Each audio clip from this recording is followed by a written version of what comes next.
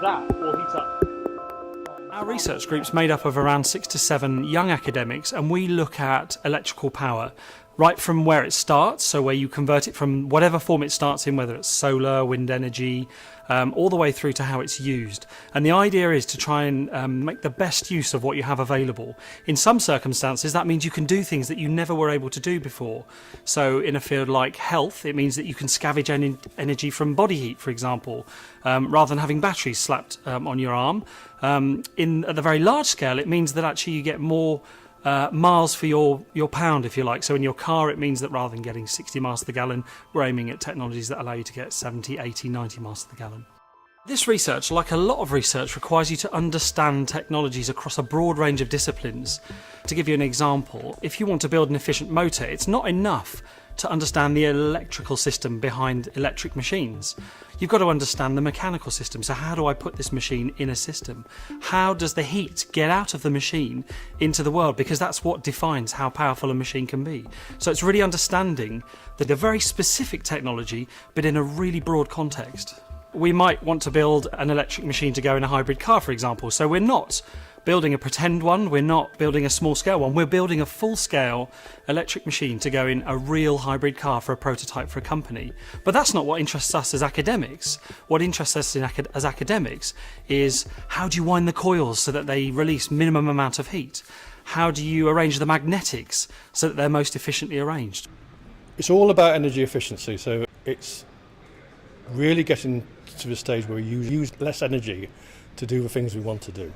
And it's part of the food chain. We're not involved in the sourcing of the energy, but what we're interested in is how do we get that, for example, consider wind energy conversion. You have a variable speed rotating shaft with a big turbine on it.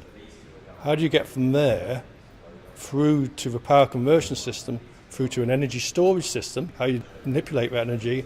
How do you use that at the purpose you want to do it? Whether it's to drive the car, whether it's to run a household appliance, or it's to improve your quality of life.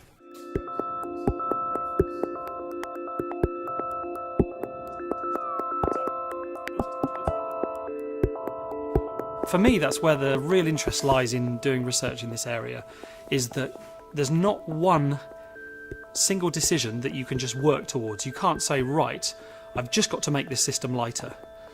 Because you could argue, by making it lighter, I might make it more voluminous, you might make it larger, and that causes somebody else a problem. Or if I make it lighter, it gives off more electromagnetic radiation, and that causes someone else a problem.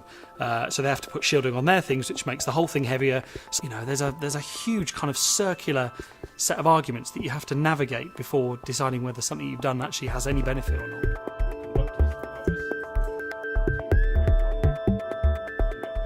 I really like the idea of a mechanical manifestation of the research. You can actually see something happening rather than just a computer simulation. And that's really been the basis of it. It's not only analysing things, it's making them.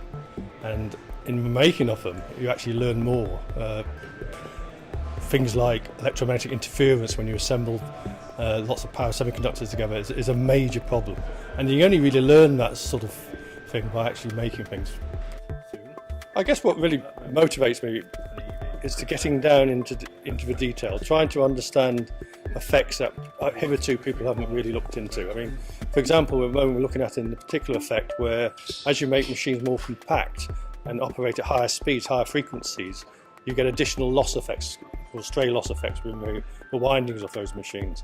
To really understand that, you need to propose new analytical methods, you need to do alternative numerical analyses. You've got to couple the understanding of the source of the loss with the thermal behaviour of the device, the heating in the device. And it becomes quite a difficult but challenging problem to solve. But the outcome will be a far better product, or if you like, a far better system at the end.